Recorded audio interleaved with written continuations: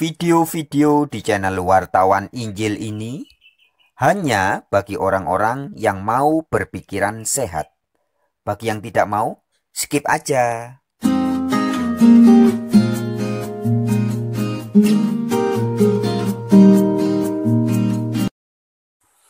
Halo Sobat-Sobat Warin, salam sejahtera dimanapun berada. Video kali ini saya ingin menanggapi statement atau pernyataan dari orang-orang yang sering mengklaim bahwa Yesus pasti tidak mati di salib. Sebab Yesus pernah berkata bahwa seperti Nabi Yunus di dalam perut ikan 3 hari 3 malam. Begitupun Yesus berada di rahim bumi 3 hari 3 malam.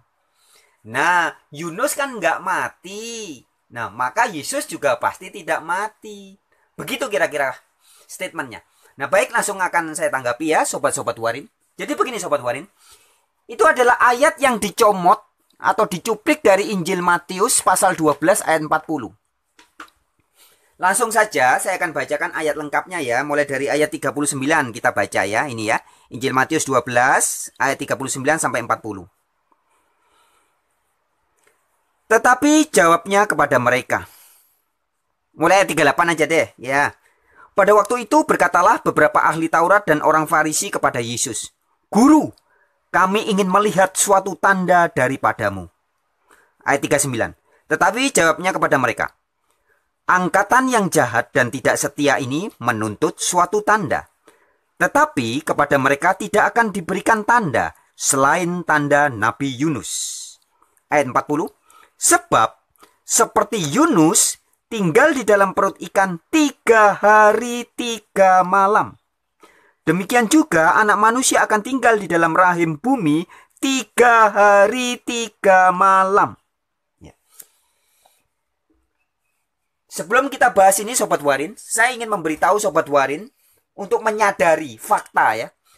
Bahwa Injil Matius, juga Injil Lukas, Markus, dan Injil Yohanes, serta teks-teks perjanjian baru lainnya yang tertulis di dalam kitab Bible perjanjian baru ini, semuanya satu suara, satu nada menceritakan kisah bahwa Yesus Kristus itu benar-benar pernah mati 3 hari, mati sungguhan, dikubur ya. Bahkan ditulis di teks-teks Injil Matius, Markus, Lukas maupun Yohanes dikatakan jadi mayat. Jadi Yesus betul-betul mati dan jadi mayat. Sekali lagi, Yesus jadi mayat. Itu kalau kita baca di dalam Injil Matius secara keseluruhan. Plus Markus juga, Lukas juga, Yohanes dan teks-teks perjanjian baru lainnya. Bersuara sama bahwa Yesus pernah mati jadi mayat. Ini poin yang penting harus dipahami pertama. Jadi kalau tiba-tiba ada orang mencomot salah satu ayat di Injil Matius pasal 12 ayat 40 dengan mengatakan bahwa Yesus itu seperti Yunus. Nah, Yunus kan pingsan di perut ikan kan nggak mati dia. Berarti Yesus juga nggak mati. Nah, maka tafsiran yang seperti ini hanyalah asumsi yang tercipta secara tidak kontekstual, keluar dari konteks kesaksian kisah Injil Matius secara keseluruhan. Jadi hanya asumsi saja. Nah, itu yang pertama. Ya, sekali lagi poin pertama harus dipahami bahwa Injil Matius secara menyeluruh menceritakan bahwa Yesus betul-betul mati, jadi mayat 3 hari, kemudian dibangkitkan hidup kembali. Jadi kalau ada satu ayat yang kemudian ditafsirkan bahwa Yesus tidak mati, itu menyalahi konteks Injil Matius secara keseluruhan. Tidak kontekstual. Nah, itu yang pertama ya. Lalu hal kedua dari tanda Nabi Yunus ini yang perlu dipahami adalah ini bukan hanya tertulis di ayat Matius 12 ayat 40 saja. Bukan Sobat Warin. Jadi tanda Yunus di dalam Injil Matius 12 itu diulas mulai ayat 38 sampai ayat 41. Hal yang sama tertulis juga di Injil Lukas pasal 11 ayat 29 sampai 32. Saya akan bacakan ya. Jadi tanda Yunus ini ya Sobat Warin di Injil Matius 12 ayat 38. Saya bacakan keseluruhan sampai ayat 42. Sampai ayat 41 ya. Pada waktu itu berkatalah beberapa ahli Taurat dan orang Farisi kepada Yesus, "Guru, kami ingin melihat suatu tanda daripadamu." Ya, jadi konteksnya Yesus didatangi orang-orang ahli Taurat dan orang-orang Farisi. Terus tanya, "Yesus, kami minta tanda dari keadamu." Nah, terus Yesus menjawab, "Angkatan yang jahat ini, tidak setia ini menuntut suatu tanda. Tetapi kepada mereka tidak akan diberikan tanda selain tanda Nabi Yunus." Nah, apa tanda Nabi Yunus? Bukan cuma ayat 40. Baca ini baik-baik ya. Ini jawaban Yesus. "Sebab seperti Yunus tinggal di dalam perut ikan 3 hari 3 malam, demikian juga anak manusia akan tinggal di dalam rahim bumi 3 hari 3 malam. Pada waktu penghakiman, orang-orang Niniwe akan bangkit bersama angkatan ini dan menghukumnya juga. Sebab orang-orang Niniwe itu bertobat setelah mendengar pemberitaan Yunus. Dan sesungguhnya yang ada di sini lebih daripada Yunus." Nah, jadi Yesus bilang, Yesus lebih daripada Yunus. Jadi tanda yang dimaksud, ini tanda Yunus adalah bertobatnya. Nah, kita lihat lagi di Lukas 11. Ini cerita yang sama. Kalau teman-teman Sobat Warin buka di Injil Matius 12 nih, tentang tanda Yunus ya, ini ada referensinya. Lukas pasal 11 ayat 29 sampai 32. Sekarang kita buka. Ini ya, tanda Yunus di Injil Lukas dikatakan. Ceritanya sama, ketika orang banyak mengerumuninya, berkatalah Yesus, "Angkatan ini adalah angkatan yang jahat. Mereka menghendaki suatu tanda, tetapi kepada mereka tidak akan diberikan tanda selain tanda Nabi Yunus." Ayat 30. "Sebab seperti Yunus menjadi tanda untuk orang Niniwe, demikian pula lah anak manusia," maksudnya Yesus ya, "akan menjadi tanda untuk angkatan ini." Kita lanjut langsung di ayat 32-nya. Katakan sini. "Pada waktu penghakiman, orang-orang Niniwe akan bangkit bersama-sama angkatan ini, dan mereka akan menghukumnya. Sebab orang-orang Niniwe itu bertobat waktu mereka mendengarkan pemberitaan Yunus. Dan sesungguhnya yang ada di sini lebih daripada Yunus." Jadi sama ya. Pesan yang disampaikan Injil Matius 12 dengan Lukas 11 pesannya sama. Yaitu intinya tentang pertobatan. Nah, kalau di Injil Matius ada tertulis tentang 3 hari 3 malam di perut ikan. Yesus 3 hari 3 malam di rahim bumi. Di Injil Lukas tidak ditulis itu. Tapi pesan yang lain intinya sama, yaitu tentang pertobatan. Jadi tanda Yunus ini sebenarnya konteksnya adalah tentang pertobatan. Orang-orang Niniwe yang mendengar Yunus, percaya kepada Yunus, ya tidak jadi dihukum tapi bertobat. Nah, begitu pula orang-orang yang percaya dengan anak manusia atau Yesus itu bertobat. Ini maksudnya tanda Yunus. Ya, jadi ini poin kedua yang harus dipahami sobat-sobat Warin.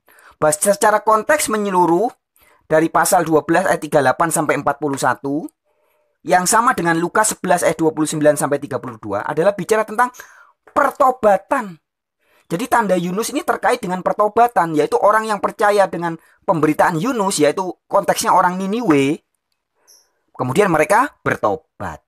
Nah, begitupun orang yang percaya kepada Yesus, maka akan bertobat. Jadi persamaan orang Niniwe dan orang yang percaya kepada Yesus adalah sama-sama bertobat. Ini pesan yang hendak disampaikan oleh Matius 12 ayat 38 sampai 41. Ini poin kedua yang harus juga dipahami. Jadi tanda Yunus bukan hanya fokus ke ayat 40 saja ya. Baik, sekarang kita bahas Matius 12 ayat 40. Perhatikan di situ ada kata-kata Yesus bahwa seperti Nabi Yunus. Perhatikan baik-baik kata seperti. Ini penting harus dipahami. Seperti. Bukan sama dengan atau sama persis Nabi Yunus, bukan, tapi seperti. Nah, kata seperti ini dalam teks Yunani, dalam bahasa Yunaninya hosper. Dalam bahasa Inggrisnya just as atau even as. Ya, artinya laksana, bagaikan, atau seperti, bak, ya, bak, atau laksana, bak Yunus, atau bagaikan Yunus, seperti Yunus, ibaratnya Yunus. Nah, jadi ini bahasa perumpamaan atau bahasa peribaratan. Jadi Yesus itu diibaratkan atau diumpamakan seperti Yunus. Nah, diibaratkan seperti Yunusnya ini dalam hal apa? Konteksnya adalah dalam hal 3 hari 3 malam. Nah, Yunus 3 hari 3 malam di mana? Dipiyut ikan. Dipiyut ikan. Nggak mati dia. Nah, kalau Yesus 3 hari 3 malamnya ini dalam hal apa? Mati. Di mana? Kuburan. Nah, kalau di Matius 12 ayat 40 tadi ditulisnya dalam teks bahasa Indonesia rahim bumi. Ini bahasa perumpamaan. Karena bumi tidak pernah benar-benar punya rahim. Kalau bahasa Inggrisnya heart of earth, jantungnya bumi. Jadi bumi kan tidak betul-betul punya jantung atau punya hati, enggak. Atau punya rahim, enggak. Tapi ini kan bahasa perumpamaan. Maksudnya Yesus di rahim bumi ini maksudnya ya di kuburan. Nah, kuburan ini bukan betul-betul rahimnya bumi. Ini bahasa perumpamaan. Ya. Nah, begitupun ketika Yesus berkata, laksana Yunus di perut ikan. 3 hari 3 malam. Begitupun anak manusia atau Yesus. Di kuburan. Yesus tidak bilangnya di kuburan. Di rahim bumi. Berapa lama? 3 hari 3 malam juga. Ya, jadi kata seperti atau hosper atau bahasa Inggrisnya just as atau even as. Ini konteksnya menunjuk kepada 3 hari 3 malamnya ini loh, Mas Bro. Ya. Jadi sepertinya itu dalam konteks 3 hari 3 malamnya. Waktunya, kurun waktunya. Yunus kurun waktunya di perut ikan 3 hari 3 malam. Yesus kurun waktu matinya jadi mayatnya 3 hari 3 malam. Ya. Jadi bukan soal pingsannya atau matinya yang disebut sebagai seperti ini. Bukan. Tapi 3 hari 3 malamnya ini. Yang seperti Yunus. Begitu. Jadi kuncinya di situ sobat-sobat warin ya. Maka dan akan lebih jelas terang benderang kalau kita mau membandingkan ayat-ayat Injil Matius yang lainnya. Juga Injil Markus, Lukas, Yohanes. Jelas Yesus mati jadi mayat.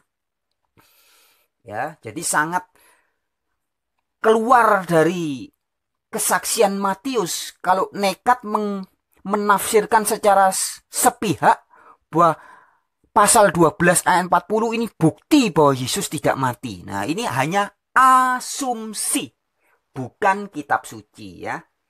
Kuncinya dikata seperti tadi ya. Hosper, just as, bagaikan Yunus. Nah, sebagai tambahan saja sobat warin ya. Sebagai tambahan, sekedar ilustrasi, sekedar analogi ya. Dengan segala hormat, izinkan saya memberikan analogi tentang kata seperti ini. Jadi untuk memahami kata seperti atau bagaikan, ini kita harus berpikiran berwawasan yang luas. Jangan cupet. Ya. Jangan cuma dibatasi seperti ya berarti persis ngeplek. Bukan begitu ya. Nah, saya berikan sebuah ilustrasi. Sekali lagi ini hanya analogi dan ilustrasi saja. Tidak ada maksud lain. Di dalam sobat-sobat muslim ada pernyataan Nabi Muhammad Rasulullah Shallallahu Alaihi Wasallam yang mengatakan bahwa sholatlah seperti aku sholat. Nah, ini terkenal sekali ya. Nabi Muhammad pernah berkata, sholatlah seperti aku sholat.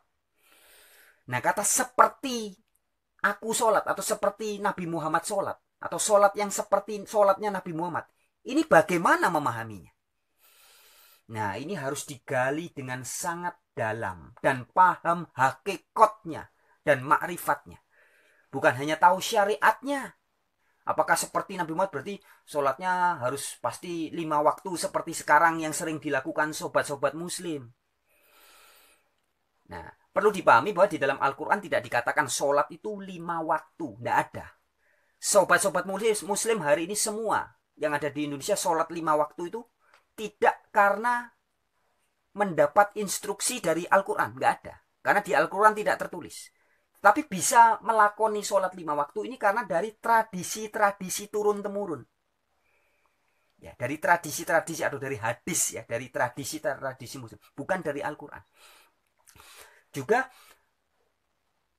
sebagian besar, ya bisa dibilang mungkin 90% ya, sobat-sobat muslim di Indonesia ini kan penerus atau pengikut Imam Syafi'i. Jadi ada imam besar yang terkenal, ada Imam Syafi'i, ada Imam Hambali, ada Imam Hanafi, ada Imam Maliki. Nah, mayoritas umat muslim di Indonesia adalah pengikut Imam Syafi'i, mazhab Imam Syafi'i.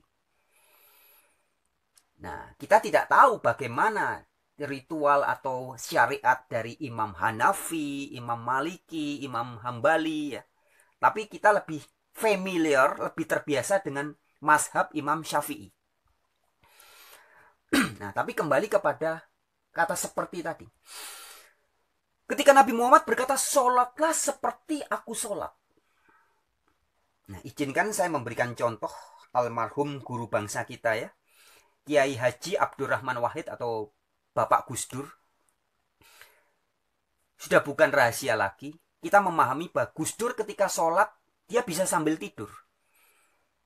Sambil makan, sambil ngobrol, sambil bercengkrama, sambil kongko bareng, dia bersolat, berkomunikasi dengan Allah.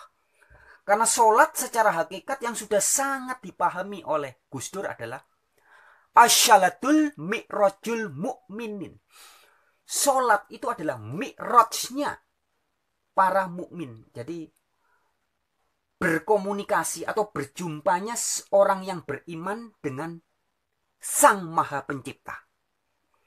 As-salatul mi'rajul mu'minin. Solat adalah mi'rajnya orang-orang beriman. Nah, jadi ketika Gus Dur mandi, dia berkomunikasi dengan Allah. Makan, ngobrol, bahkan kadang bercanda. Bahkan tidur. Maka Gus Dur itu sering sekali, banyak saksi matanya yang menceritakan hal yang sama. Tidur, tiba-tiba ngomong memberitahu sesuatu hal yang luar biasa. Mengapa? Karena segenap tindak tanduknya setiap hari sudah banyak dilakukan bersama-sama dengan Allah. Sudah menjadi as-salatul mi'rajul mu'minin. Solatnya sudah menjadi perjumpaan pribadi antara seorang insan beriman dengan Allahnya. Nah, kalau orang sudah memahami pada sampai tingkatan seperti ini, apa masih perlu harus kamu wajib sholat 5 waktu? Lawung Gus Dur sholatnya sudah bukan 5 waktu, tapi sudah hampir setiap waktu, setiap saat. Bangun tidur sholat, bahkan tidur pun dia sholat. Nah, artinya seperti, kata seperti, ketika Nabi Muhammad berkata, sholatlah seperti aku sholat. Ini jangan dipahami secara cupat atau picik. Kalau hanya dipahami secara sempit, maka akan orang muncul begini teori bahwa, wih, berarti kalau kita sholat tidak seperti Nabi Muhammad, berarti nggak sah. Maka timbul pemikiran bahwa berarti sholatnya orang-orang yang di Indonesia, di Australia, di Amerika, di Afrika, di Kutub Utara, di Eropa, semua nggak sah dong. Loh kok bisa nggak sah? Iya, kan Nabi Muhammad nggak pernah sholat di Australia, sholat di Jawa, sholat di Afrika, sholat di Antartika, di Atlantik. Kan nggak pernah. Berarti kita harus sholat seperti Nabi Muhammad, yaitu di tanah Arab. Lah, kalau makna kata seperti diartikan secara sempit persis kayak gitu. ya akan timbul pemahaman seperti itu. Jadi sholat dianggap nggak sah kalau bukan di Arab. Karena Nabi Muhammad sholatnya selalu di Arab. Nggak pernah sholat di Bali, di Jawa, di Sumatera, di Australia, di Afrika. Nggak pernah. Berarti kalau seperti ya harus persis ngeplek. Nah, tentunya sobat-sobat, bukan begitu memahami pernyataan Nabi Muhammad. Sholatlah seperti aku sholat. Itu adalah masalah rohani, kesadaran rohaninya, kesadaran spiritualnya. Bukan cuma tindak tanduk secara syariatnya saja. Ya. Nah, sobat-sobat, sekali lagi itu hanya sebuah ilustrasi dan analogi saja. Sekarang kita kembali ke ini tadi. Jadi makna seperti atau hosper atau just as atau bagaikan yang tertulis di dalam Injil Matius 12 ayat 40 juga jangan ditafsirkan seenak asumsi Anda. Seperti Yunus, weh berarti kan Yunus pingsan, weh berarti Yesus juga pingsan. Nah, jangan begitu ya. Jadi pahamilah secara menyeluruh kontekstual. Jadi seperti Yunus ini dalam hal 3 hari 3 malamnya. Dalam hal konteks waktunya. Yesus di kuburan. Kuburan diperumpamakan sebagai rahim bumi atau jantungnya bumi. Heart of earth. Kalau bahasa Inggris ya. Toh Yesus juga tidak pernah berada di rahimnya bumi. Sebab bumi kan nggak punya rahim. Tapi maksudnya di kuburan. Nah, jadi ini hanya perumpamaan. Nah, bahasa perumpamaan harus dipahami secara kontekstual. Sekali lagi, kata seperti dalam hal ini bukan persis kayak Yunus, tapi seperti waktunya Yunus di perut ikan, yaitu 3 hari 3 malam. Begitupun Yesus waktunya matinya, jadi mayatnya itu 3 hari 3 malam di kuburan. Baik sobat-sobat Warin, itu saja pada video kali ini. Jadi jangan lagi mencomot-comot Injil Matius ayat 40 pasal 12 untuk membuktikan bahwa Yesus itu tidak pernah beneran mati loh. Soalnya Yunus kan nggak mati. Jangan ya. Itu sebuah sikap yang sangat tidak cerdas dan serampangan. Tidak sesuai dengan konteks. Baik, sekian video kali ini. Sampai jumpa di video yang lain. Haleluya. Wartawan Injil untuk Indonesia.